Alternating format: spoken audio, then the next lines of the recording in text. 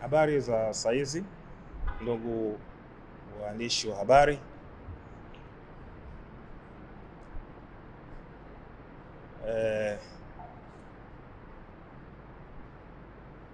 Tumie kwanza nafasi hii kumshukuru Mwenyezi Mungu kwa kuweza kutuwezesha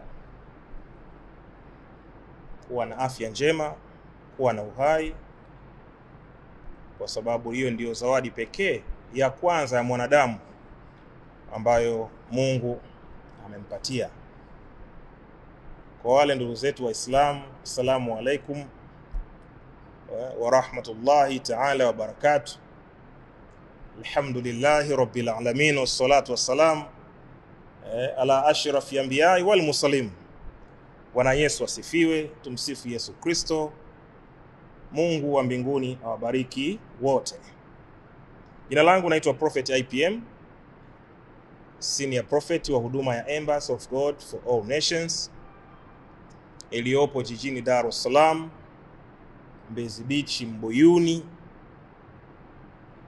Ninatumika hapa kama Senior Prophet wa huduma hii, nikisaidiana na Prophetess Lilian ambaye ni mke wangu kipenzi, na wachungaji wasaidizi katika huduma hii. Ninawashukuru sana ndugu waandishi wa habari kwa kuweza kunitii na kunipa nafasi ya upekee.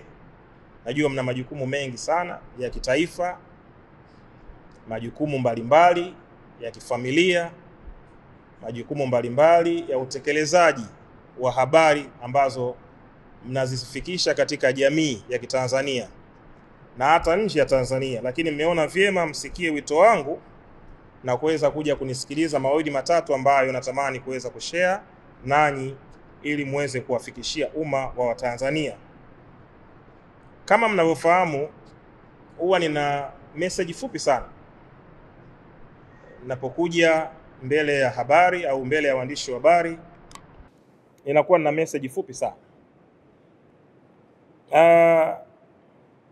Tarehe 19 tuliwatangazia juu ya habari, na leo pia Mungu ametupa neema, tumekutana hapa leo kwa ajili ya kuweza kuwatangazia pia habari njema.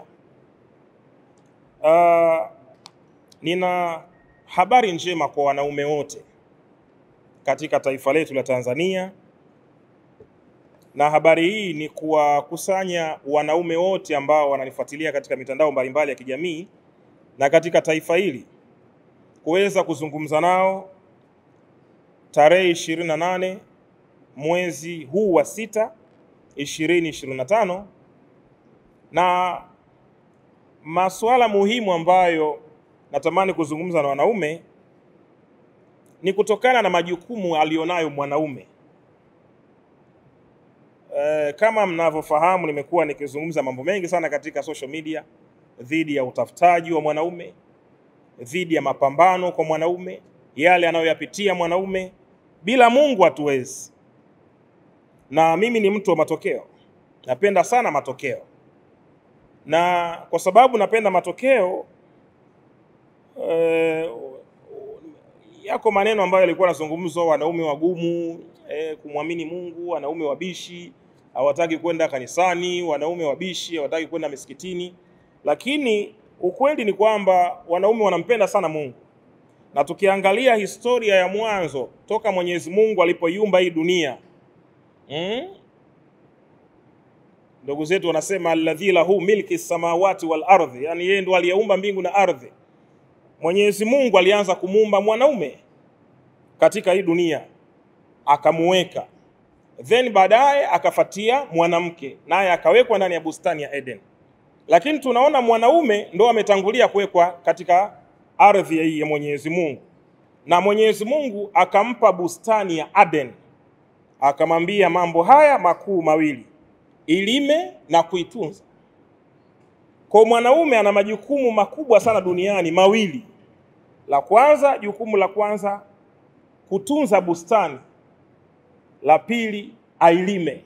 Kwa hiyo wanaume wengi sana katika jamii yetu ya Kitanzania wamekuwa wakipambana kuhakikisha kwamba wanaweza kuzitimiza ndoto zao, lakini imekuwa vigumu sana kutokana na changamoto za kimaisha, lakini pia kutokana na changamoto za baadhi ya maneno yasiyokuwa na ukweli kwa baadhi ya viongozi wenzetu wa dini waliopelekea kuziua imani zao, na mtu kusema bwana, mimi kama mambo yenyewe ndo haya, basi mimi bora tu nisisali kabisa.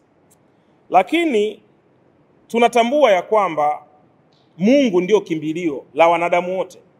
Uwe jambazi, ukifa utahitaji kwenda kwa Mungu. Uwe mtakatifu utamhitaji Mungu, usipokuwa mtakatifu utamhitaji Mwenyezi Mungu. Hakuna namna yoyote mwanaume anaweza kumkimbia Mwenyezi Mungu.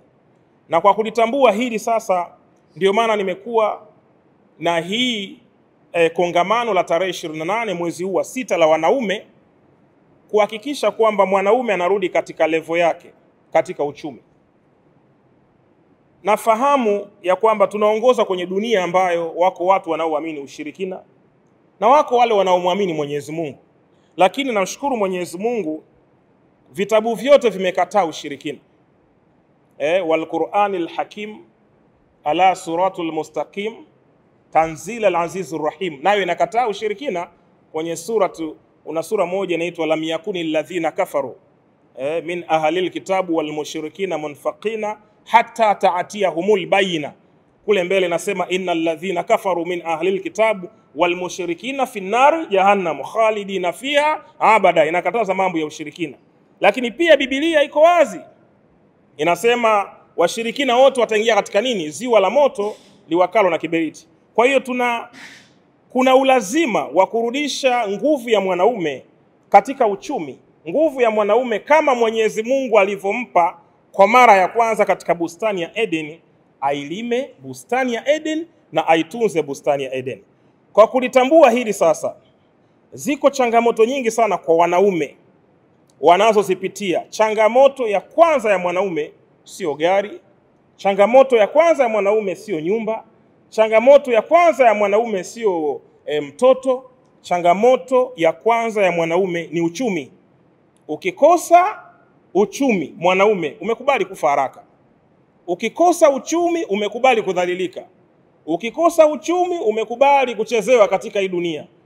Unaposikia mtu anaitwa mwanaume, maana yake ana uwezo wa kuprovide, ana uwezo wa kutunza, ana uwezo wa kusimamia.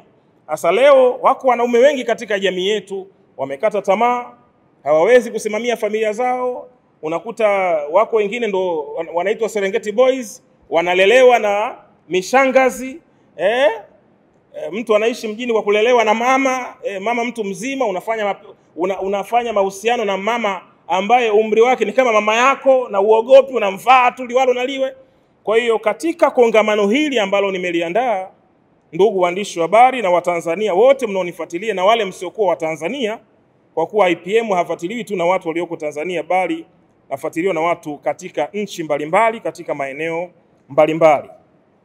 Ningewaomba na kuwaasa kwamba tuhudhurie katika kongamano hili kubwa litakalofanyika Dar es Salaam, Tegeta, Mbuyuni, katika ukumbi huu wa Embassy of God for All Nation. Naamini kabisa kwa uwezo wa Mwenyezi Mungu aliyeumba mbingu na ardhi, tukimuomba basi uchumi wa mwanaume utarejea na ile heshima mwanaume aliyoipoteza itarejea. Kwa hiyo Mungu wa mbinguni awabariki sana, na abariki taifa letu, na abariki pia viongozi wetu, katika jina la Yesu Kristo Mwokozi wetu. Amen. Yangu alikuwa ni hayo tu, asanteni.